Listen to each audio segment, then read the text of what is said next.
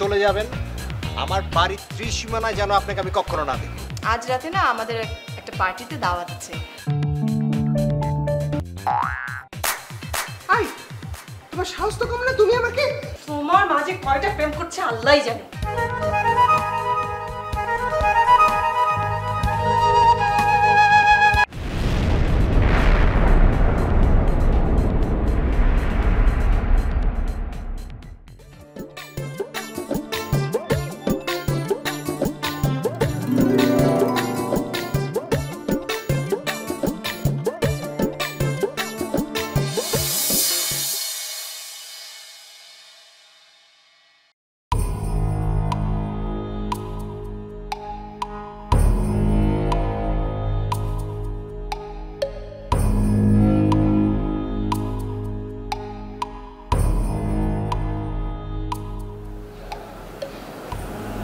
বাড়িতে কেউ আছে?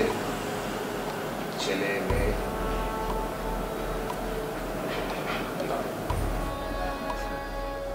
নালিশ যে করবে সে উপায়ও তো নেই। উড়নচণ্ডী কি সাধে হয়েছে? থামো তুমি। এখানে একলা থাকেন? আপনার দেশের বাড়িতে কেউ নেই? আমার এই দেশ আছে, দেশের বাড়ি বলে কিছু নেই।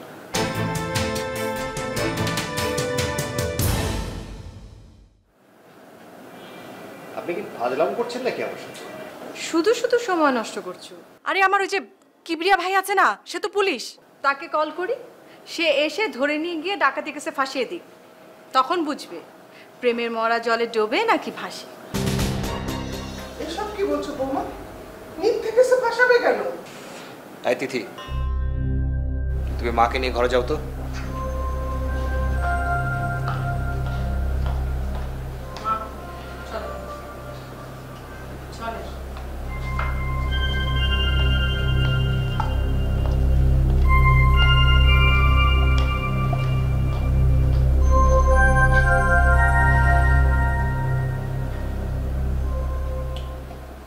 আমার একমাত্র মায়ের জীবন থেকে চিরতরে হারিয়ে যাবার জন্য আপনি কত টাকা চান?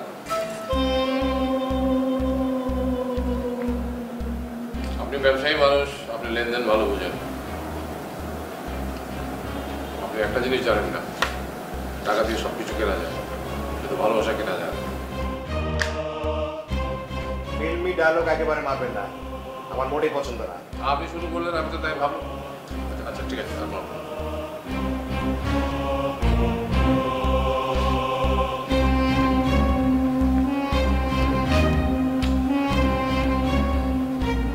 টাকা থাকলে ভালো বাড়ি, ভালো বাসা সবই কেনা যায়।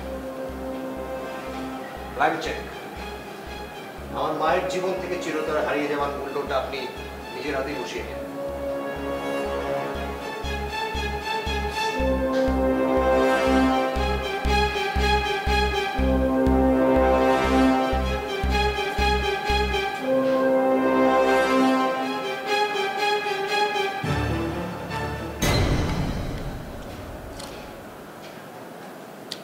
আমিও কিন্তু এসবের লোভে আপনার মাকে ভালোবাসি। তাহলে কিসের লোভে? আমার বাবা হবার লোভে? দেখুন, আমার বাবাকে আমি কখনো দেখিনি। আমি জন্মানোর অনেক আগেই উনি আমাদের ছেড়ে চলে গেছেন।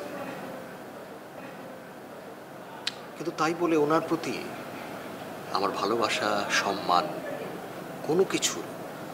কোনো কিছুর কমতি কোনোদিন ছিল না, হবেও না।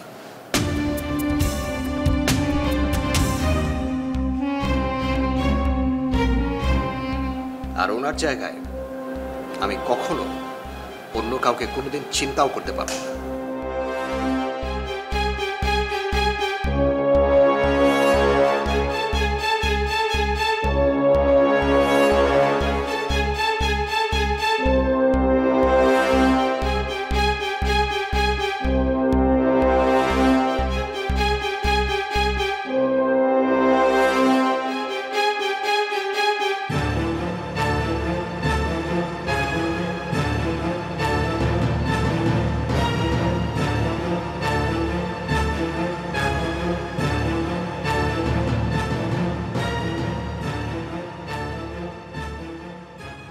আপনাকে আমি একটা সুযোগ দিয়েছিলাম, আপনি সেই সুযোগটা গ্রহণ না করে পেয়ারা চিবাচ্ছেন।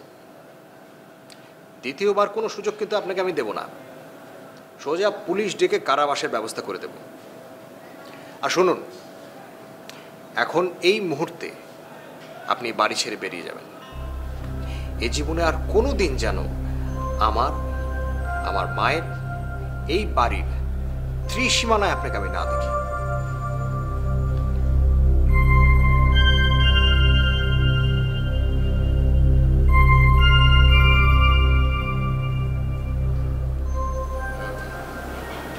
রাবেয়ার কাছ থেকে বেদাটা নেওয়া হলো না, একটু যদি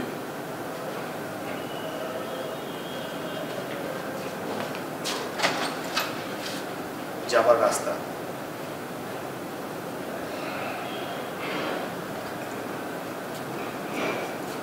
এটা রাবেয়াকে দিয়ে দিল। হাজির পুরা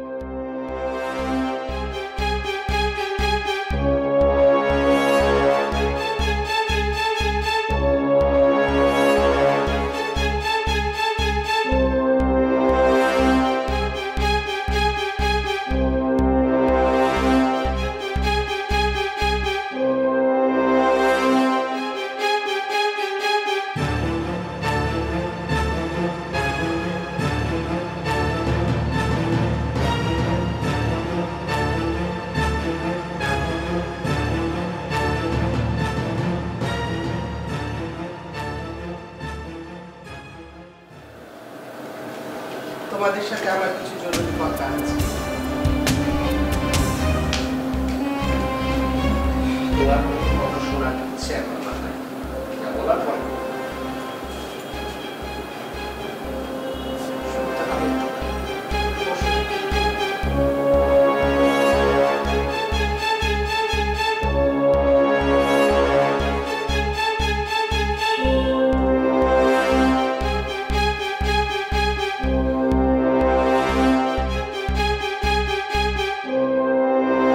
একটু আগে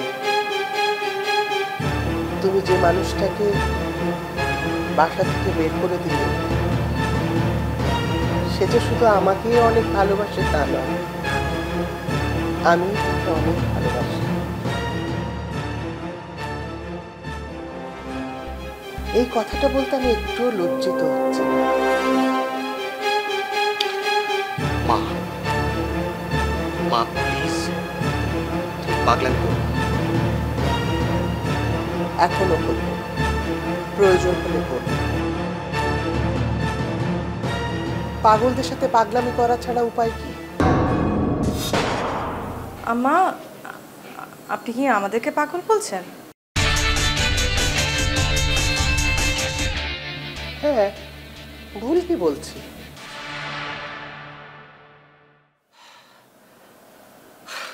মা, আমরা এমন কি করলাম যার কারণে তোমার মনে হচ্ছে আমরা পাগল?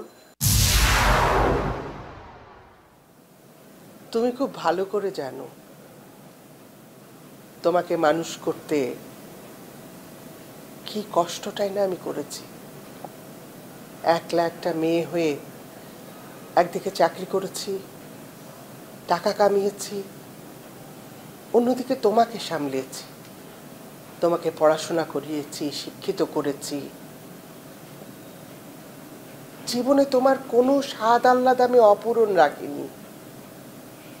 যত কষ্টই হোক আমি সহ্য করেছি। আর আমার কোন স্বাদ আহ্লাদটা পূরণ হয়েছে? 20 বছরের একটা মেয়ের কতখানি স্বাদ আহ্লাদ থাকে তুমি জানো? আজ তুমি নিজের পায়ে দাঁড়িয়েছো, মানুষ হয়েছো, তোমার একটা সংসার হয়েছে। এখন যদি আমি আমার জীবনটাকে আমি আমার মতো করে বাঁচতে চাই, তাহলে কি সমস্যা তোমাদের? তোমরা বাধা দিচ্ছ কেন?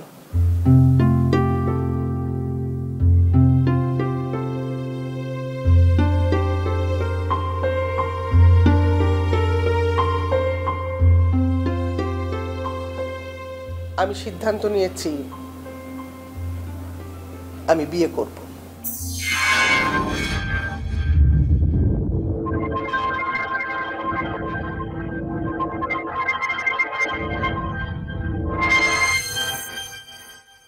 তোমাদের যদি আপত্তি থাকে আমার করার কিছু নেই, এটা তোমাদের সমস্যা।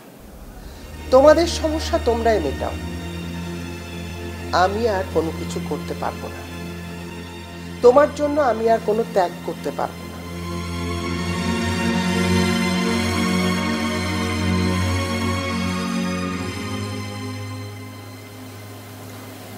মা,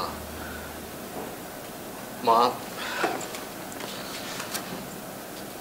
মা প্লিজ মাথা গরম করো না। শান্ত হয়ে ঠান্ডা মাথায় তুমি পুরো ব্যাপারটা একটু ভেবে দেখো। আমার যা ভাবার আমি ভেবে ফেলেছি। মা আপনি এসব কি বলছেন?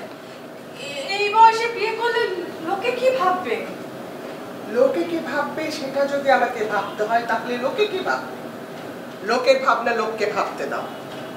এখন থেকে আমি খালি আমার ভাবনা ভাববো। আমি বিয়ে করব, এটা আমার শেষ কথা।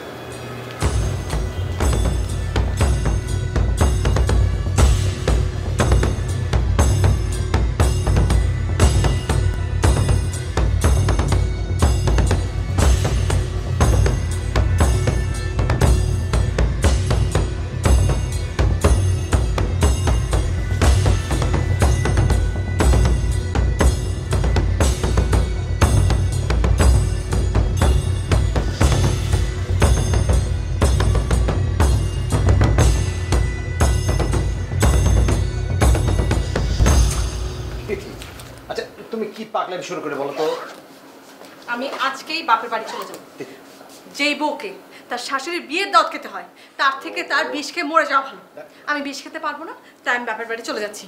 তুমি তোমার মা নতুন বাবাকে নিয়ে সুখে থাকো। তিথি প্লিজ প্লিজ শোনো, দেখো এই বিপদের সময় যদি তুমি আমাকে ছেড়ে চলে যাও, তাহলে আমি কোথায় যাব? আমি কি করব বলো?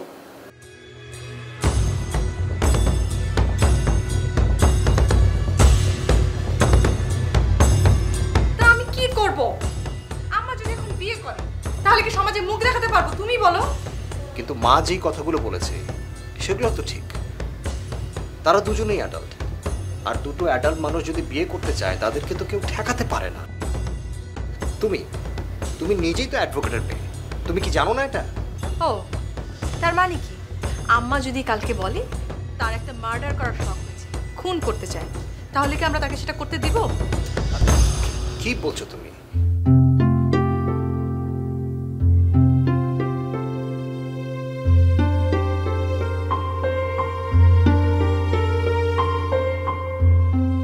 মানুষের যখন বয়স হয়ে যায় তখন সে ছোট হয়ে যায়, শিশুদের মতো আচরণ করে, অবুঝের মতো। তখন তারা নানা রকমের অন্যায় আবদার করে, কিন্তু সেগুলো মেনে নেওয়া যায় না। তাদের ভালোর জন্যই আমাদের সেটা মেনে নেওয়া উচিত হবে না। দেখো তিথি, আমি মানছি তুমি যা বলছো তুমি ঠিকই বলছো, কিন্তু এখন আমরা কি করতে পারি বলো? আমি তো চেষ্টা করেছি মাকে বোঝানোর, মা কিছুতেই বুঝতে চাইছে না। এখন আমি কি করে ঠেকাবো এই বিয়ে? বাচ্চারা যখন কথা শোনে না তখন কি করতে হয়? শাসন করতে হয়। প্রয়োজনে আম্মাকে বন্দি করে রাখতে হলে সেটাই করব। কি বলো তুমি? মাকে বন্দি করে রাখবো? সেটা তো মার ভালোর জন্যই করব, শখ করে তো আর বন্দি করে রাখবো না, তাই না?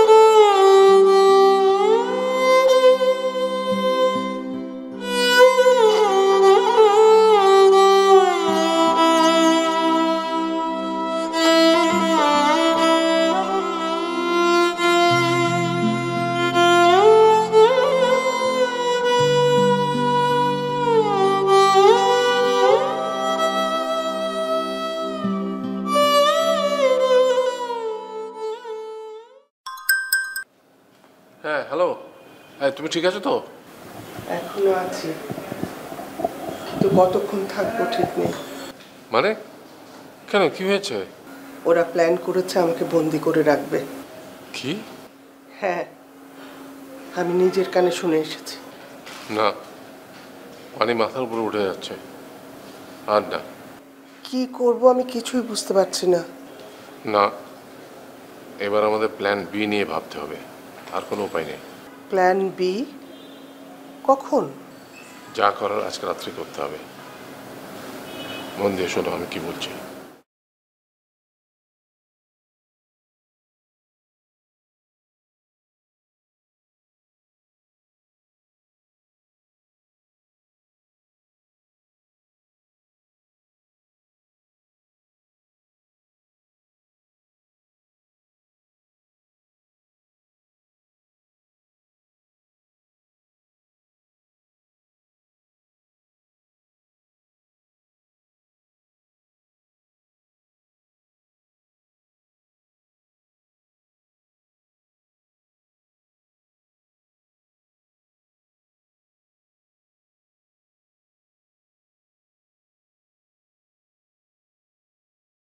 কালকে থেকে তোমার বাইরে যাওয়া সম্পূর্ণ বন্ধ।